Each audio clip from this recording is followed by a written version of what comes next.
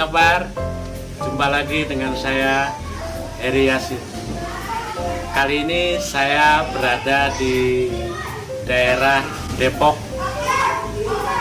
Saya menemui teman sahabat dan teman muda saya waktu itu.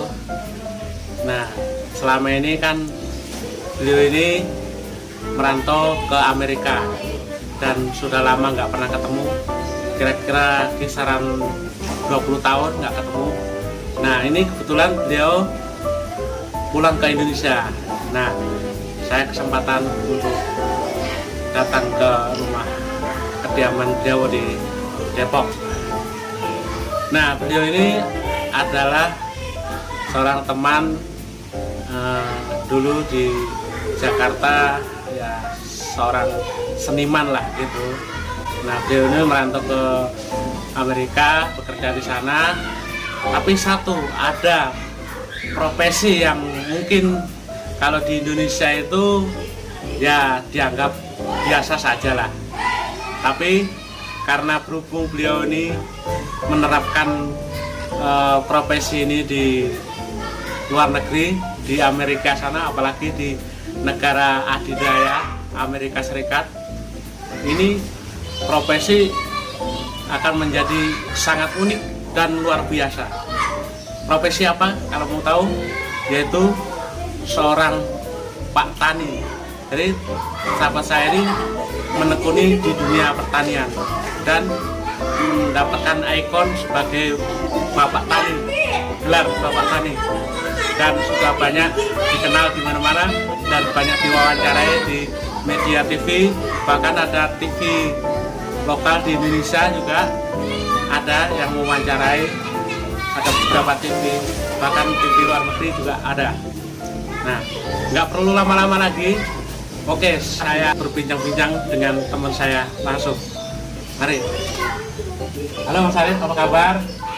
Alhamdulillah Mas. Nah, gimana Mas suka dukanya selama ini merantau di Amerika ini?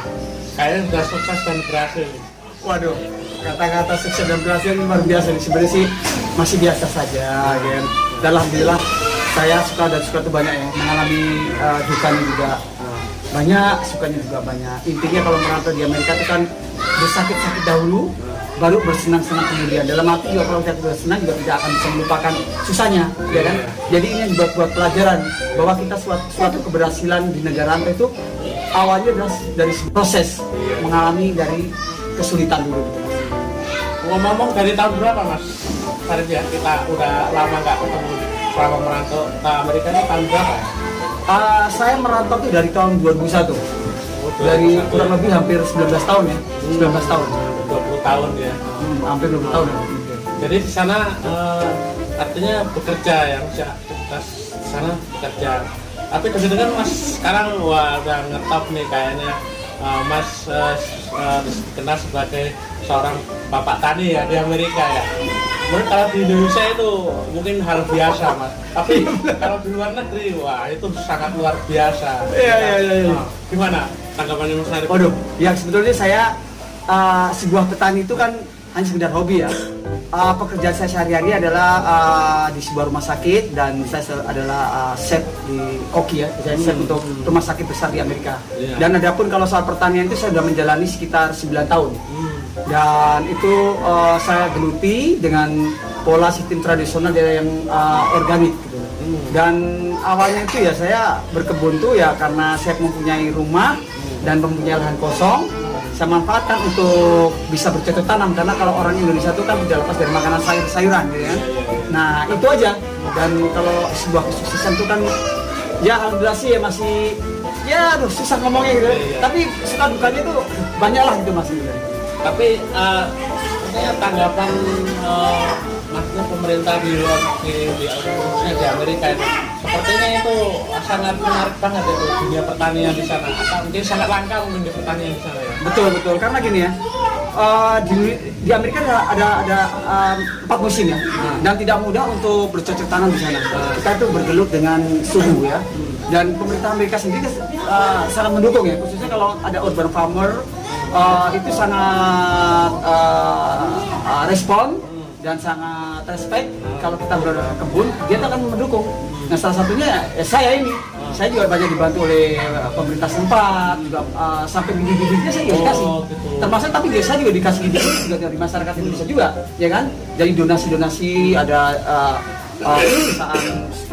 perusahaan jasa penggambaran itu yang milik Mas Suming itu juga bantu bibit-bibit. Jadi sangat senang ya, ini menikmati dan hasilnya itu adalah alhamdulillah ya kita bagikan kepada masyarakat ya. Karena ada sebuah karena hobi aja ya. Nah di sana itu kan tanahnya mungkin beda dengan di Indonesia ini. Gimana mengenai menangani tanah di sana tuh suburnya untuk menyuburkan tanah itu? Baik. Ada mungkin ada pupuk lain. Ya, tanah saya terutama di sekitar rumah saya itu nggak subur ya. Sama sekali karena bekas-bekas kerikil urutan tanah. Nah, cara mensiasati saya bikin pupuk sendiri. Yaitu waktu dulu saya bikin pupuk kompos dan pupuk kandang. Jadi pupuk kandang itu dari kotoran kuda ya. Terus juga kompos saya bikin sendiri. Nah, tanah yang tadinya subur itu saya olah. Bagaimana saya taruh kompos dan kotoran kuda itu supaya bisa tanah itu ada nutrisinya, karena tanaman saya tanpa ada nutrisi juga tidak akan hidup dan tidak akan subur gitu Mas. Jadi alhamdulillah selama 9 tahun ini ya tanah saya di rumah saya itu sekarang sudah subur. Karena setiap hari saya buatkan pupuk. Terutama pupuk itu adalah makanan utama gitu Mas. Gimana Mas Arif proses pembuatan kompos itu bagaimana caranya? Jadi saya jelasin ya. Untuk sebuah proses pembuatan kompos itu saya mempunyai kompos organik ya. Itu kompos itu saya buat dari limbah-limbah rumah tangga. Jadi saya membuat gentong. Gentong itu saya bolong-bolongin tuh. Gentong besar, horizontal. Itu bawahnya samping-sampingnya tak bolong-bolongin. Terus sisi rumah tangga dari dalam rumah ya, itu seperti kayak sayuran itu saya masukkan ke gentong itu. Saya masukkan ke gentong, setelah saya masukkan gentong itu nanti kan terjadi pembusukan. Jadi saya campur juga tanah. Jadi proses itu adalah membuat kompos itu adalah sayuran, tanah, sayuran, tanah, sayuran, tanah, sayuran, tanah. Dan saya diamkan selama setahun ya. Kalau saya buat dari April itu baru saya akan buat April tahun depan itu saya akan saya panen misalnya. Jadi itu apa? Sayuran artinya sayuran itu dari sayuran apa aja gitu? Sayuran apa aja? Di rumah tuh kan kalau ibu rumah tangga tuh kan kita masak kayak wortel, kayak buah-buahan, kayak buah-buahan lah, jeruk, terus artinya sampah-sampah aja. Potong-potongan sayur-sayuran itu apa aja termasuk juga ikan-ikan, termasuk kulit-kulit telur, kulit udang itu tak masukkan ke gentong itu. Selama setahun itu dia akan mengolah dan terjadi proses pembusukan. Nah itu hasilnya itu jadi kompos. Nah itu komposnya yang saya taruh di tanaman saya. Makanya tanaman saya bisa subur itu karena saya beri pupuk kompos. Terus itu gimana? Mas Sarif bisa dapat ilmu seperti itu dulu bagaimana itu? Saya itu pengalaman dari mana? Enggak, saya bilang pengalaman otodidak. Waktu di Indonesia saya nggak pernah berkebun. Iya, terus tahu saya nggak pernah ya. Makanya karena di Amerika karena Mas Sarif jadi terpikir ke situ. Iya, karena mau nggak mau kan kebutuhan. Mau nggak mau kan gimana? Bilang kepaksa juga enggak, tapi gimana ya? Proses kan, mau nggak mau kita harus bisa. Jadi otodidak aja sebenarnya otodidak. Pertama belajar berkebun bisa juga berantakan, nggak ngerti. Lama-lama saya belajar lewat Google, saya search lewat YouTube, belajar terus saya juga langsung teori praktek itu. Terus praktek itu, ini kok jaraknya antar tanaman ini kok tanam sekitar 1 kilan itu kok jadi besar, berantakan, hasilnya kecil. Nah, tahun depannya saya berubah, 1 kilan jadi 3 kilan. Jadi tanaman yang tadi cuma 3 jadi 1 supaya hasilnya buahnya banyak. Ini dari otodidak aja sebenarnya. Oke. Terus pelatihan sampai saya lihat pernah saya dengar juga diwawancara di media TV, termasuk TV mana aja Mas? Terutama di luar negeri. Saya alhamdulillah kalau wawancara di TV sana juga pernah, terus juga koran-koran sana pernah. Saya sampai lupa ya berapa ya. Tapi jelas media itu sangat berpengaruh, terutama di media Indonesia. Saya di blow up ya, alhamdulillah saya banyak dibantu juga oleh media Indonesia untuk mempromosikan obrolan Pomer ini. Jadi TV dari TV Bang sendiri, ada pertama adalah FOA, Voice of America ya, terus lama-lama juga ada Kompas TV, Trans TV, jadi lama-lama kan mengikuti ya. Kalau koran-koran ya banyak ya, ada Pos, Radar. Kalau untuk koran atau majalah di Amerika ya sering gitu. Ya tadinya awal satu, sekarang ya sudah banyak lah. Intinya kan menginspirasi ya. Jadi saya berbuat sesuatu tuh untuk diri saya sendiri. Tapi bagaimanapun saya berbuat sesuatu itu bisa menghasilkan untuk orang lain, itu aja saya kembalikan orang lain. Dari saya kembali kepada orang lain. Nah ini selama Lebaran ini kan mungkin ada misi-misi ya, selain silaturahmi pulang ke Indonesia, mungkin ada acara lain. Ya, saya berlibur di Indonesia itu kan selain menengok orang tua, dan saya juga membawa anak saya, karena anak saya kan sekolah di Depok ya, sudah 3 tahun. Dan selain itu saya banyak kegiatan.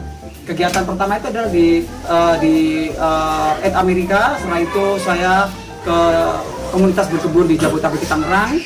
Setelah itu saya ke Labuan, itu untuk penyuluhan di Banten. Setelah itu saya di SMP Negeri 2 itu adalah untuk kelas inspirasi untuk kelas 1, 2, 3. Terus nanti ke Bandung juga, ke Bandung di komunitas berkebun.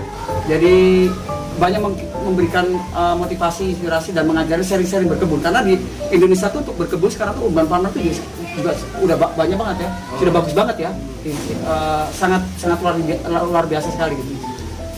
Iya. Mas Arif di sini rencana berapa hari? Saya cuma 25 hari. Jadi selebihnya seminggu, 3 minggu, sekitar 2 minggu setengah itu saya di Depok, kegiatan dengan keluarga saya, dengan anak saya. Selebihnya saya seminggu itu saya banyak keliling daerah gitu untuk memberikan ilmu kepada masyarakat. Nah, ini khususnya di bidang pertanian nih Mas. Di Amerika sana tuh sebenarnya apa nggak ada ya? Dunia pertanian memang khusus untuk pertanian gitu. Ada nggak? Ada di Amerika tuh ada, tapi banyak kan di daerah-daerah. Gitu. Dan kalau untuk perkebunan sendiri itu dia banyak dari impor dari negara-negara tetangga ya. Negara tetangga kayak daerah-daerah tropis kayak misalnya Dominican Republik atau Brazil atau Argentina, dan selebihnya di Amerika sendiri juga ada, cuma kan nggak sebanyak seperti di Indonesia nih kan, di mana-mana ada kan gitu. Artinya ladang-ladang itu pertanian tuh banyak ya sebetulnya. Ada pertanian banyak. Cuma mungkin mereka cara penggarapannya teknologi kali ya. Ya lumayan lah. Kan manual lah. Ya kalau di sana teknologi ya cukup mumpuni lah, misalnya ya sudah bagus lah. Kalau Ya. Mas Arif kan mungkin secara manual. Saya karena organik saya secara manual, karena saya dulu kan juga diberi tanah ya sekitar 500 meter persegi juga oleh pemerintah setempat tuh. Sampai berkebunnya saya juga banyak aspirasi komunitas kan gede banget, saya dikasih tanah. Nah sekarang ini saya sekitar 100 meter persegi itu di rumah saya tak kelola dengan namanya Haikal Garden. Itu untuk semacam laboratorium yang banyak berkunjung, mengajarkan gitu ya. Dan tempat saya sendiri juga banyak dikunjungi. Setiap hampir summer itu banyak sibuk saya, karena banyak berkunjung dan banyak belajar di tempat saya Haikal Garden itu. Oke, terima kasih Mas Arif. Demikian tadi guys bincang-bincang saya dengan teman saya yang kebetulan udah lama nggak ketemu juga, dan saling membagi ilmu, pengalaman. Kebetulan ini ada pengalaman tentang proses pembuatan kompos, jadi bisa menjadi inspirasi para teman-teman di seluruh dunia. Oke guys, sampai ketemu lagi dengan saya Heri Yasin Channel. Dadah.